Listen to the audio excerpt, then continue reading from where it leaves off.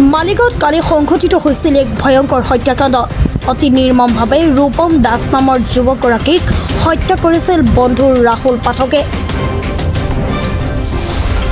আজি মালিগাঁওস্থিত জালুকবাৰী আৰক্ষী থানাত এক এজাহাৰ দাখিল কৰে মৃত ৰূপম দাসৰ দুৰ্ভগীয়া পত্নী তথা পৰিয়ালবৰ্গই। লগতে জালুকবাৰী আৰক্ষী থানাৰ পৰা আজি চালান পঠাব বুলিও মন্তব্য আগবঢ়ায় ৰাহুল দাসক। মই এতিয়াতো ইয়াতে লৈ আহিছে থানাত ৰাখিছে আৰু এতিয়া চালান দিব বুলি শুনিছো। যদি নহয় কিন্তু তেওঁ চালান হোৱাৰ পিছতো জেলত থকাৰ পিছতো তেওঁ যেন ওলাই আহিব নোৱাৰে জামিন লৈ। এইখিনিয়ে মই চৰকাৰৰ ওচৰত ধৰ্মেন্দ্ৰ ছাৰৰ ওচৰত অনুৰোধ কৰিব বিচাৰিছো। তাৰ যেন ফাঁচি হয়, যেনেকে আজি মই মোৰ হাজবেণ্ডক হেৰুৱাইছো সেই তাৰে মই ন্যায় পাবই লাগিব। আৰু মই এইখিনিয়ে বিচাৰিছো তাৰ যেন ফাঁচি হয়। মোৰ এটা সৰু ল'ৰা আছে, এতিয়া মোৰ হাজবেণ্ড এনেকে সি মৰিয়াই হত্যা কৰিছে, এনেকে মাৰিছে। এতিয়া মোক কোনে চাব, মোক কোনে হেৰি কৰিব?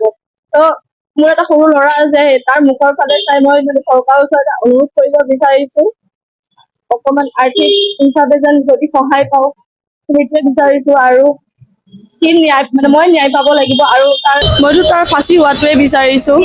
আৰু সি যেন ওলাই আহিব নোৱাৰে, জামিনত যেন ওলাই আহিব নোৱাৰে। আজি মই যেনেকে মোৰ স্বামীক হেৰাইছো, মোৰ হাজবেণ্ডক হেৰাইছো, সিও তাৰে যেনেকে মাৰিছে এটা সাত শত্ৰুকো এনেকে নামাৰে, সি এনেকে মৰিয়াই মাৰি পেলাইছে। গতিকে মই উচিত তদন্ত হ'ব লাগে আৰু সি যেন পুৰা তাৰ ফাঁচি হয় এইখিনিয়ে বিচাৰিছো। সি যেন জামিনত ওলাই আহিব নোৱাৰে আৰু মই এইখিনিয়ে মই চৰকাৰৰ ওচৰত মই অনুৰোধ কৰিব বিচাৰিছো সি যেন শাস্তি পায়। কাৰণ গোটেইখিনি এভিডেন্স আছে, গোটেইখিনি CC কেমেৰা ফুটেজ আছে, গোটেইখিনি পাইছে আৰু আমাৰ সাক্ষীও আছে।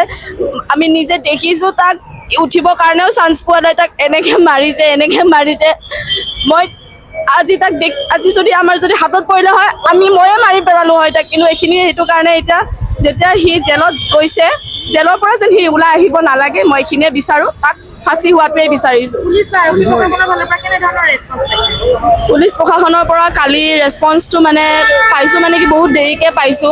এটা লাভাৰ ইজ লাছৰ নিচিনা সি পৰি আছে, না ওচৰত যাব পাৰিছো না তাক চুব পাৰিছো। মানুহখিনি আহিছে, পুলিচক খবৰ দিছে, বহুত দেৰিকে গৈছে।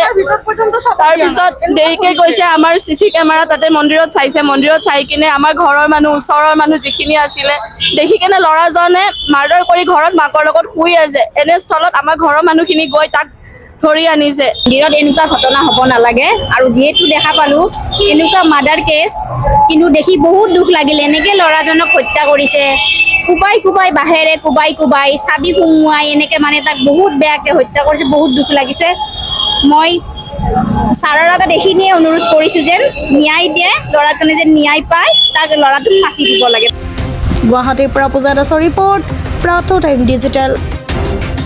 শদিয়াৰ পৰা ধুবুৰীলৈ, বৰাকৰ পৰা ব্ৰহ্মপুত্ৰলৈ সকলোৰে মাজত চিনাকি এটা নাম প্ৰাতঃ টাইম।